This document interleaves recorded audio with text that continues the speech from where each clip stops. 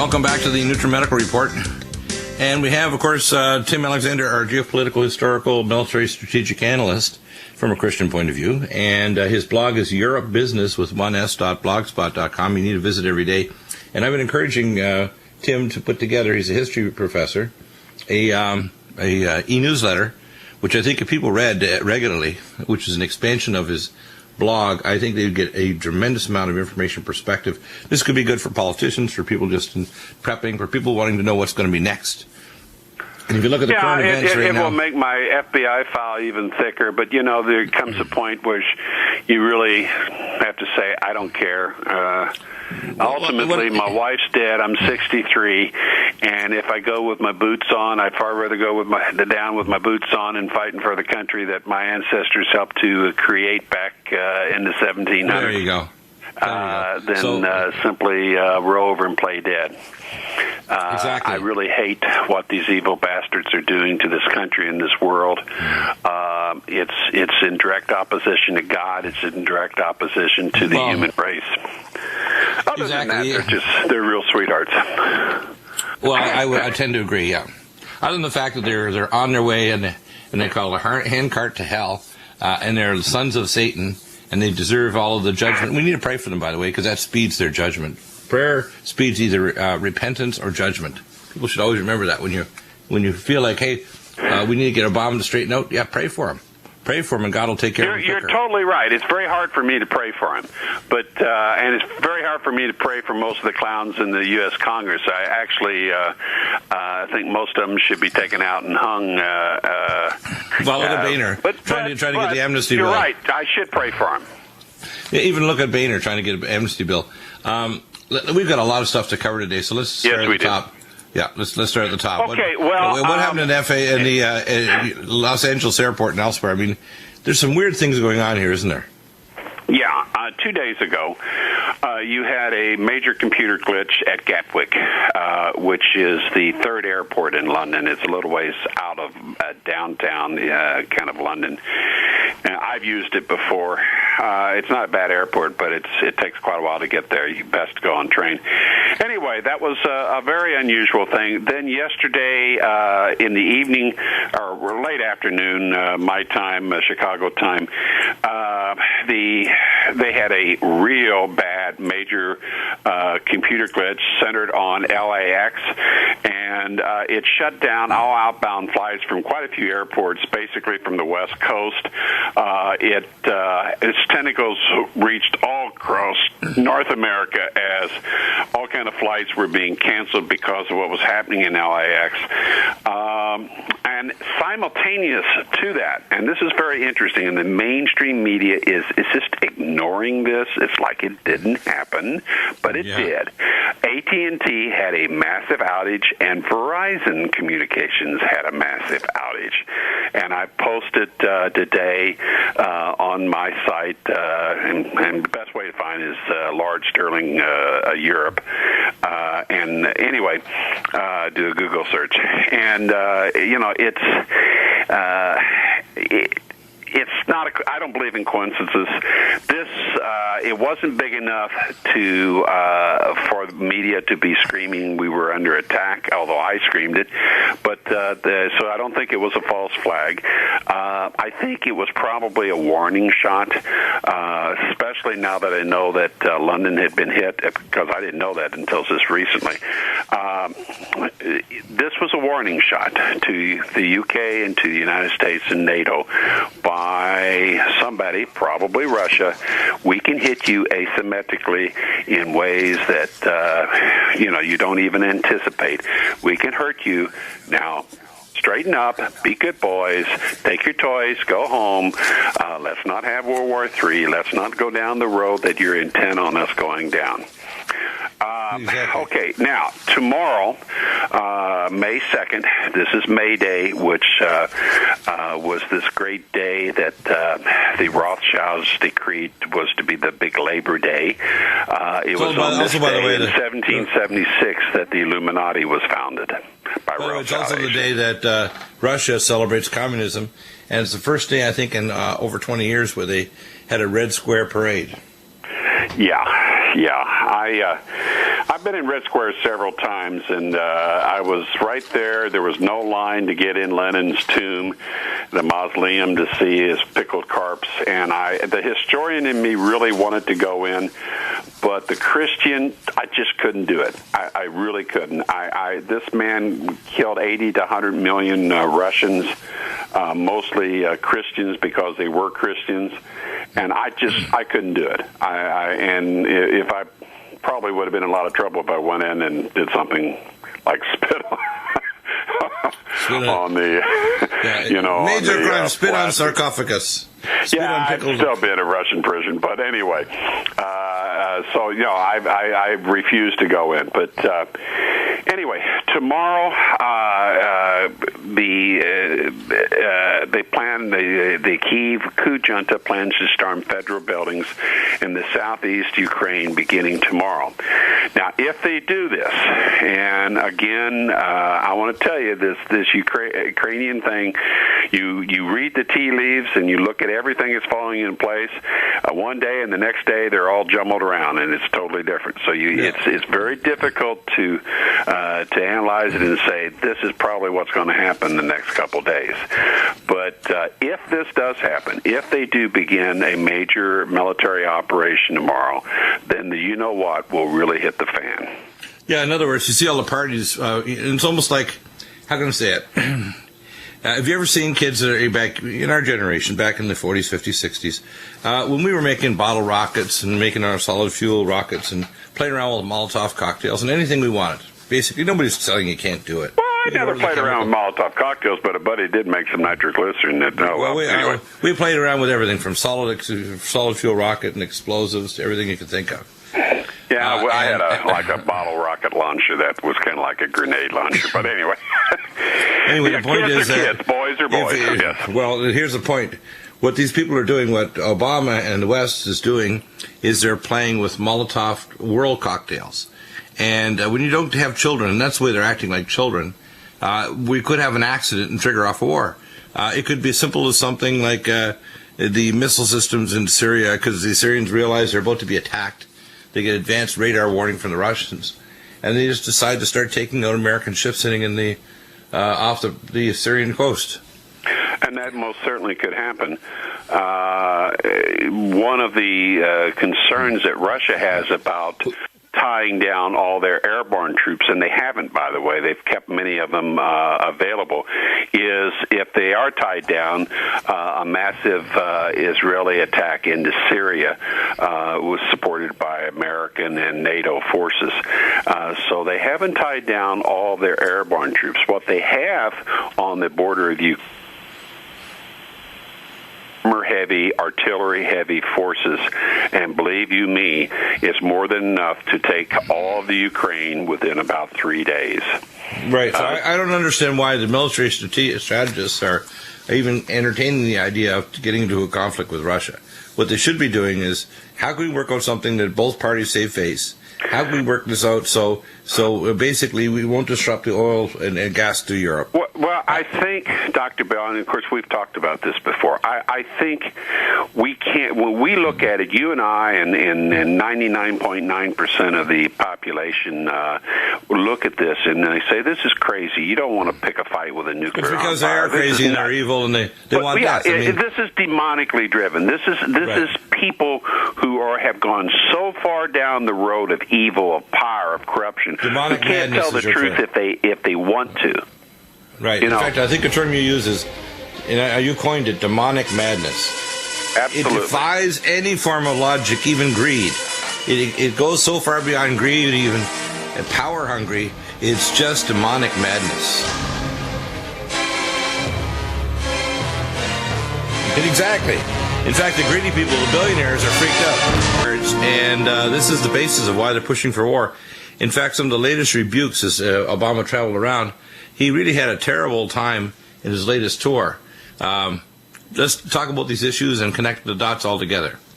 Well, basically, at the highest levels, everything major is interconnected. Right. Because you have in a very large part of the world, a very, very small group of people, the international global banking cartel families, there's basically 8 families and a few others that are at the second tier that are insanely rich. They're trillionaires, multi-trillionaires, and they seek to form, in a sense, a world government. But the first step, and the critical first step, is having a one world currency that will be electronic, that they will control, that will replace the chaos which they're creating. The war is designed to create chaos. Ultimately, whether a Ukrainian, U.S., NATO versus Russia war becomes World War III, or it just becomes something very nasty if it happens. And it's my guess is it's going to get nasty enough to propel us toward this peace treaty that the Bible talks about. The peace treaty, but also it could very well trigger the global economic collapse that will lead us to something which they want very, very badly, and that is the one world currency. Because you see, that's the foundation of a one world government, and that government is designed to be a slave state. That government is not designed to deal with a population of 7 billion people on this planet. That government, that one world government, is designed to deal with under 1 billion people, which means you have to wipe out a very, very large percentage of the human race to make it more controllable, to get rid of what they call the unnecessary eaters. Now, if that's not demonic from hell, I don't know what is. I mean, that is just so rotten. It's so evil. It's not going out and killing a room full of kids. It's killing, 6 billion plus people, of which, a couple billion are children at least. A billion or so are old people, and the rest, in between. Yeah. But that's beyond the pale. When you deal in those numbers, you can count with those numbers, you can add with those numbers, but you cannot comprehend 1 billion of anything. And of course, you got 17 facts that anybody who thinks the economy is doing well, maybe they've been like Rip Van Winkle sleeping. Well, 17 facts or you're dumber than a rock. Yeah. Why don't you run through some of these if you have them right in front of you? I have to click it on. Give me a quick second here. By the way, Putin has approved the sale of the S-400 air defense system to China, which is a very big deal. It's the best air defense system on Earth. Yeah, and it basically neutralizes any offensive attack. Let me run through it quickly. Number one, home ownership rate in the U.S. has dropped. I'm with you. I got it now. Okay, why don't you run through it? Number one, home ownership rate in the United States has dropped. The home ownership has dropped to the lowest level in 19 years. Number two, consumer spending for durable goods has dropped by 3.23% since November. Now, that's a pretty clear sign that the economic showdown is here and is expanding. Major retailers are closing stores at the fastest pace we've seen since the collapse of Lehman Brothers, and really just about since the Great Depression. Four, according to the Bureau of Labor Statistics, 20% of all families in the United States do not have a single member that's employed. Now, that's a fifth. A fifth of, and this is the U.S. government statistics, so it's probably much worse than this, but that means a fifth of all families in America don't even have a single member that's employed. Wow. And, yes, we have a lot of people that have become very lazy and want to live off of welfare. Well, they've been shepherded into it. They've been shepherded into it and trapped. Let's go on. Continue. Number five. 1.3 million fewer jobs in the U.S. economy than the last recession began in December 2007. Of course, in the meantime, our population is continuing to grow steadily since that time. So there's no standing in place. We have to run faster and faster just to keep up, and we're not keeping up. Number six, according to a new report from the National Employment Law Project, the quality of jobs that have been created since the end of the so-called last recession recession does not match the quality of jobs lost during the last recession. In other words, under the Abominator, we're going to hell in a handwagon very fast. Low-wage industries constituted 22% of the jobs that have been lost, but 44% of any recovery growth. In other words, the number of minimum wage jobs and near minimum wage jobs is increasingly a larger percentage of our. In other words, what would you call them? MIC jobs. Yeah, but working at Mickey D or Wally World or something for $7, $8, $9, $10 an hour. Right, which isn't going to feed you or clothe you or put you in housing. So you're dependent on the government rule, and the government has to print money, or like this Piketty plan, they want to tax the wealth into non-existence. Well, one, that's not going to happen, and two, in Sweden, they have had a negative income tax. In other words, if you're at a certain level, you actually pay 100+% of your income. You know what? The richest family in Sweden is still the richest family in Sweden. They're still worth many billions of dollars.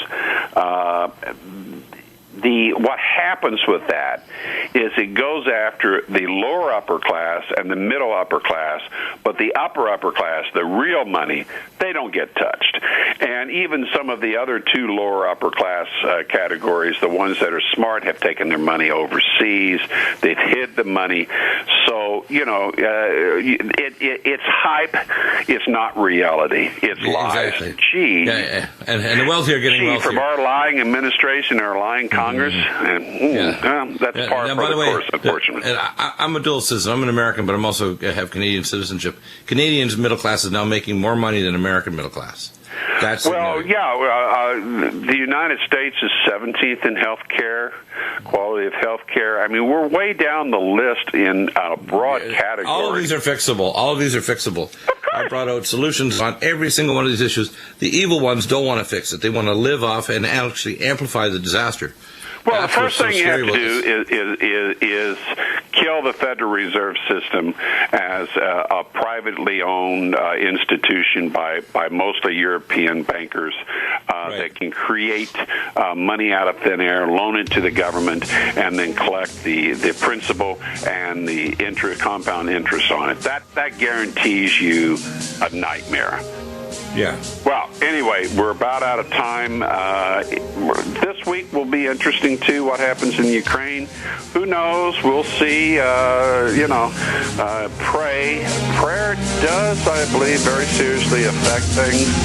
And now's a good time to pray. Well, if this, Chris, was a kiddies program, which it's not, this would be what's called Fukushima time and NRC time, where the Nuclear Regulatory Commission tries to twist the truth from the former director of the NRC, Jasko. With 60 reports coming back, they could change the danger level of reactors losing containment or melting down or melting through caused by an earthquake from seismic reports are coming back. You've got lots of stuff to go over here, including the pleas from the people in Fukushima, TEPCO pleading for help. And I read this report of what they're suggesting they might do, like putting water in reactor number 1, 2, and 3. These are in the containment vessels. There's never been water in there, and they're leaking like sieves. This is like, I'm going to pour water through the sieve. Please catch the water on the other side of the sieve. This is not just inane. It's like the pleadings of an insane person. And I'm going to give a solution right now, but I want to hear your comments and go through each of these papers and articles that you sent, Chris. Okay, Dr. Bill. Yeah, I guess I'd like to just start with a real quick update on the Unit 4 spent fuel pool, the one that they're removing the spent fuel from. They're almost halfway. They're not quite halfway. And a good article from simplyinfo.org is certainly worth looking at. And what the outcome there is that spent fuel processing in Fukushima has made some progress, but there's still a lot of work to be done, the higher risk work, which is being left for later. Remember, we talked about the low-lying fruit first, and now the later stuff. Well, they're getting into that later stuff. And this is certainly, it's good that they're removing the fuel, but it's certainly now is the nitty-gritty time. We're getting down to the hard stuff to remove. That's the stuff that's been damaged by material and debris falling on it and damaged fuel. And, so that's going to be slowing down now. Believe it or not, you could actually slow down from how slow they were going with this one. And the important takeaway from this is that the common spent fuel pool, and you get the right figure here, is 89.2% full. Remember that unit had... That's awfully full. That's awfully full. Yeah, right, exactly. So what are you going to do with the rest of the fuel? You don't have room. You don't have room to offload spent fuel. Well, they never checkerboarded like it's the law here. They checkerboard the fuel rod cooling pool. They don't checkerboard in Japan, right? So far, they have not been doing that. That was a recommendation for. They have not. Now, here's the problem. They've been trying to make room in that common spent fuel pool by moving the really old stuff that's been sitting there festering for way over a decade or so to the dry cask storage area. Well, that's a good idea. Well, and it needs to be done. They got to make room for it because the fresher fuel has to sit in water, and the older stuff has to be moved into a dry cask. But the thing is, that's a very slow process of building, ordering. I mean, this stuff's not off-the-shelf items, the cask for that. And so that's going to be what we call a choke point or the long pole in the tent that holds the show up. That's going to be a critical path item. Yeah, so the other item is they have here this Institute Seeking Nuclear Fuel Debris Removal Ideas.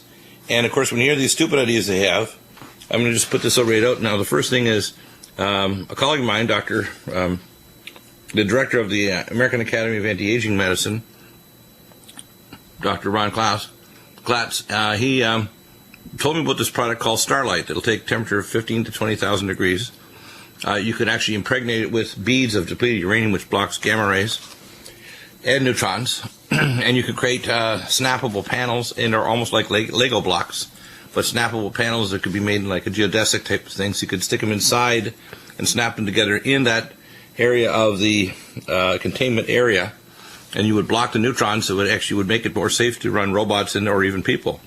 So there's doable things, but you don't want to put water in there, and you definitely don't want to. You don't want to put any more water in. These things would leak like sieves. And they need to start doing other things, too. I mean, they need to know what a corium is. They should be building a corium catcher underneath it by using drilling and then putting depleted uranium-lined containers underneath it to make a corium catcher. There's the idea of Starlight and assemblable, if you want, almost like a Lego system of assembling a radiation zone, protection zone, is a good one. Your idea a couple years ago, is the idea of lining the containers with depleted uranium, just like the shipping containers. You could make travel passageways. You could make, in other words, you could make a zone where workers could come and go, and robots could get back and forth to the areas without being blasted by gamma rays or neutrons. Yeah, that's probably not off. That may not even be off the table, because now the real work. What's the real work? The real work is getting rid of the melted fuel. So that's what I think. And I think the other thing that they need to do is make a boronated crystalline sarcophagus of these areas. They should try to stop removing radiation material like the corium underneath, and just kind of stop the neutrons, get the water diverted. They've done a few good things, which is to pump the water above the Fukushima plant. They want to encircle the plant and put the ice wall. I think it's smarter to put a place distant beyond Fukushima in the near waters there, and actually have a liner, then filter that water and then turn it into solid radioactive waste. So they need to maybe do all these things, but whatever they're doing right now, they're proceeding at a glacial pace.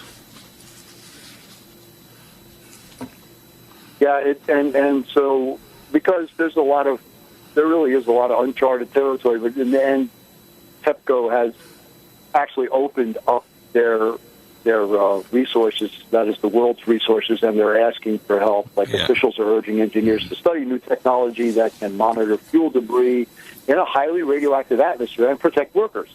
without the use of water. Now, that goes back to what you were saying. Unit 1 is going to be the subject of a probe that will look for the leaks in the containment vessels. And it's actually very very important that they're admitting that the containment vessels are all breached, because I know that we looked at the data from the first week. I said there's something wrong. Like Unit 2, you see how the pressure went up here, all of a sudden suddenly went down. Yet they lost containment, but they didn't even make and we nailed it. I mean, basically. Yeah, in fact, I think I would say I'm going to give you that credit, because I think you noticed right away that, hey, this anomaly is only seen when you lose containment. When you hear, again, this new director, Kazuhiro Suzuki, I'm kind of pleased with him, at least opening up the ideas. We've talked over the last 3 years, and in this new ebook that's coming out, virtually most of the major issues that need to be dealt with Fukushima, we have a technical and a nuclear engineering answer to the problems. We have a personal protection answer, and we have an answer to other plants that are in similar danger of not necessarily tsunamis but earthquakes, because most of the reactors in the world are on coastal areas. The reactors along the coast of Europe, Great Britain, North America are all in danger of being hit by the Cumbre Viejo supervolcano tsunami, because that has been slipping for 30-some years. When it goes, it'll be an 800-foot-high wall. It'll travel 100 to 300 miles inland in North America, estimated to kill 85 to 115 million Americans, and will make all our radioactive nuclear reactors spew radiation, making Fukushima look like a garden party. But we're not downsizing them. We're not getting rid of them. They're not switching over to liquid natural gas. And we're not also talking to the public honestly about how we take big earthquakes in terms of small by almost like noise-canceling technology, so we can take the future big one that could hit Fullerton, California, or any other area like New Madrid, and then release that energy in the rocks using harmonic technology. We need to start looking at all these tornadoes. I know from talking to some of my engineering friends, we could hit those with plasma cannons and unwind those air mass systems and plasma physics, and they wouldn't turn into tornadoes. They'd turn into little dust devils and do no damage at all. There's no excuse for us not applying our brains to solve this problem. We have better questions, and we have real proposed technology to solve it. We come back, we're going to talk about it. Welcome back, and this is pretty remarkable. We talked about specifically on the break the real issues here. We don't have any shortage of fuel. We'll stop all this stuff about fossil fuels. But we do have a problem with peak oxygen. And there's a certain amount of stretch. If you put more CO2 in the atmosphere, higher parts per million, the plants will respond by turning that back, that CO2 into plant matter. It'll also generate oxygen. But there's limited capacity because we've been knocking down the forests in the Amazon rainforest and elsewhere around the world. We've been killing the benthic layer of the oceans. A good example is the Gulf of Mexico and the use of Corexit 9500, which killed a great deal of the ocean. So they have an invasion of Australian jellies, giant jellies that are very nasty, caused by that. And I believe I'm the only one talking about the idea of peak oxygen. That's the real issue. Not peak fuel, peak oxygen, which means we need nuclear fusion technology. We need safe technology that doesn't generate electropollution like current solar or current wind technology. We need plasma fusion engines.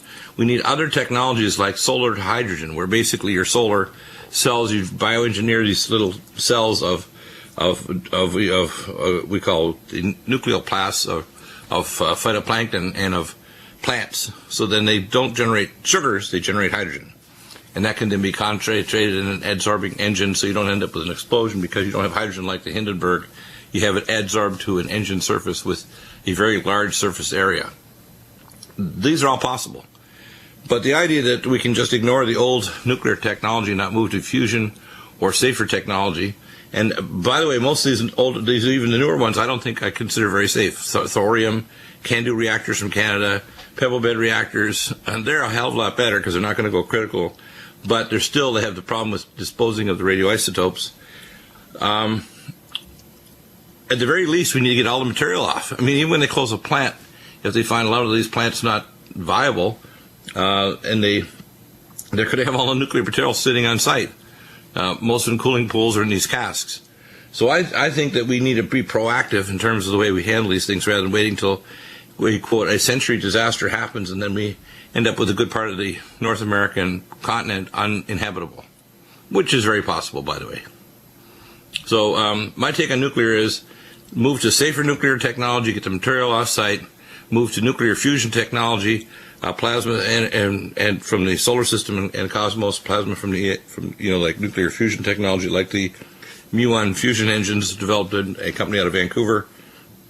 We need to start realizing that energy, you cannot continue to use massive amounts of oxygen and then overload the CO2 cycle. And we're not talking about parts per million or global warming. We're just talking about the fact that if the oxygen level starts to drop because you overdraw from that reservoir, people won't be able to breathe unless they are in a city or are getting supplemental oxygen. That's not good.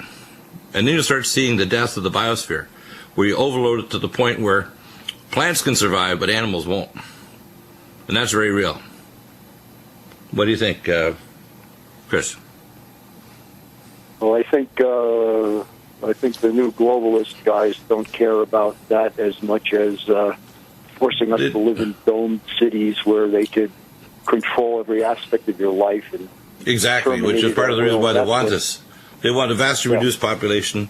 They want their dystopic nightmare wants human beings to submit their gametes to reproduction if you're licensed. That wild reproduction or human reproduction is going to be outlawed. Of course, part of that is to poison our environment to the point where people can't reproduce. Or if they do, they're going to have monsters. Because they don't want to fix Fukushima. I really honestly believe that none of the parties involved, whether it's Obama, the IAEA, the NRC, or any other agencies, wants to fix this. Because how can you and I, and we've put this together over 3 years, how can you and I sit together, contact other researchers, pull up the articles, come up with concrete ideas, valid ideas, challenging ideas, and questions that could solve these problems? Why? Why is nothing being done? Well, I mean, you can't put it on the balance sheet either. You can't put this on the balance sheet. The ebook should be ready by very shortly. Initially, I was going to make it just an article and expand it. So I'll make a summary article. A lot of it was your emails, Chris, and a lot of other questions. But we cover basically every area in the ebook, from what happened at Fukushima, what is still happening, and there's a lot of other books out. In fact, I have a book on Fukushima that was by some other authors, and I'm going to read through that. But I already noticed going through that book that the real issues, such as the faux torus, was not dealt with, where they really didn't set up a system to deal with hydrogen venting from the containment area. That real issues of like reactor number 1 was already disabled and lost containment before even the tsunami arrived. I mean, there's a lot of things that are missed by a lot of so-called experts, and these issues come up in other plants in other areas, like New Madrid fault system here in America, Diablo Canyon, reactors in Switzerland, where all 5 reactors are sitting near fault lines. I don't understand why they don't just switch those over to liquid natural gas right away. They have to stop and say, oh, this is a 5 or 10 year plan. How about you better do it now, because if an earthquake strikes, your little country of Switzerland will be radioactive. What do you think to that? Well, hey, Dr. Bill, there was an excellent article that I didn't bring to your attention. I really should have, my fault, where it put a side-by-side analysis between the Onagawa power plant that was 60 kilometers even closer to the epicenter of the earthquake, and was subject to even a higher tsunami, and that was not run by TEPCO. It was run by the Tohoku power company, and they were more conservative. They had constructed their seawalls much higher, and so a lot of this is to blame on TEPCO's original, basically a wish and a hope instead of actual hope. Well, the structure was, though, the TEPCO was an umbrella company, and they were subcontracting to American companies to do all the pieces. Right. So it's American subcontractors that did this screw up, because the parent companies said, watch to keep a sharp pencil, don't spend too much of our money, and try to accomplish these and these goals. So TEPCO would basically give very tight parameters on what the contractor would do, and then the contractor wanted to keep the contract would basically do virtually nothing. And they're American contractors, by the way. Well, going back to what you said about you can't put that on a balance sheet. The problem is they keep trying to force it onto a balance sheet, and this is the results you get. When you that's why you use a sharp accounting pencil instead of an engineering pencil. That's the problem. And this is only a warning sign, because we're bound to have a lot more earthquakes and volcanoes. The reason why those are increasing is we have approaching in our galaxy, in our solar system, a red dwarf star. It's in the outer Oort cloud. I don't know when it's going to get here, if it's this decade or next decade, but it's coming. Those hyperelliptical comets that came in over the last few years, those are being pushed in by it. The magnetic field is 200 times stronger than our sun. It's going to cause major things. If it had a CME, even that distance of 0.73 light years, it will have a really bad effect. And 0.73 light years means it'll take 9 months to arrive here. But if you see a big burst of light in the Oort cloud outside of our solar system, it means we're going to hit with a gravity wave and an EMP pulse and a coronal mass ejection that's far worse than the sun could ever generate. And people need to be aware of that. They don't think these things can happen. And these roving or trinary systems, like this, our solar system is a trinary star. Saturn is not a star, but Jupiter is, technically, because it gives off more X-ray and infrared light than it receives.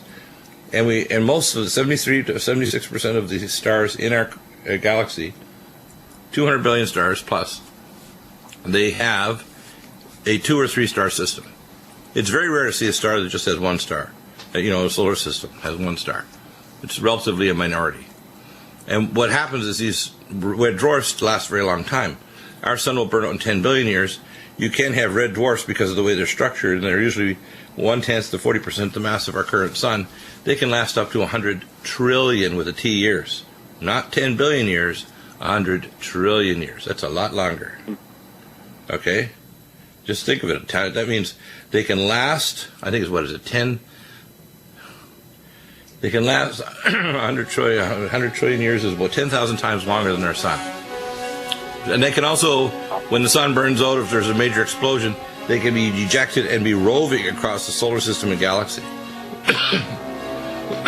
And other than magnetars, which are a giant magnetic star, these are the most magnetically active stars in the galaxy, and they're very, very, a lot of them. There's an awful lot of them. The problem is our nuclear system can't withstand this. We cannot produce energy in the future that burns up oxygen. We need to make sure that our grid is decentralized so it can survive CMEs or cyber terrorism. Nothing that we should do is being done. Nothing. No. Don't even get me started on the grid right now. It's too late. Yeah, the grid is a Haitian tar paper shack would be more engineeringly advanced.